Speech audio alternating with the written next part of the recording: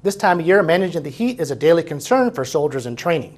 In this story, David Wright details some of the heat-related dangers and what precautions one Fort Benning unit is implementing to keep soldiers safe.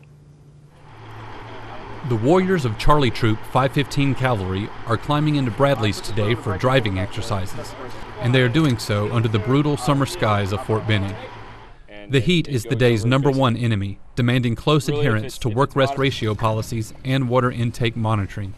Most normal people in society are not used to drinking multiple quarts of water in a day. They drink sodas, they drink Monsters, they drink coffee all the time. When we come here, we push water. But as crucial as water may be, there is actually a danger of overhydration. This can occur when water intake doubles or even triples Army guidelines. You're drinking too much relative to what your body is producing. You know, your electrolytes, your enzymes. The water attacks your organs, the sugar in your body, it starts to deplete that. It's like taking water and squeezing it out of a balloon. If this happens, a soldier will be in need of medical attention quickly. The key to avoiding overhydration is to make sure electrolytes and nutrients are being replaced at a safe rate.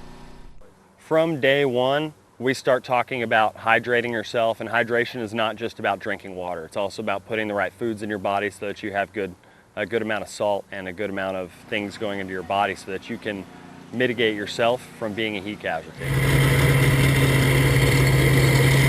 The cadre of 515 Cav keep a close eye on this water bulb, hourly logging its readings of temperature, humidity, and heat index.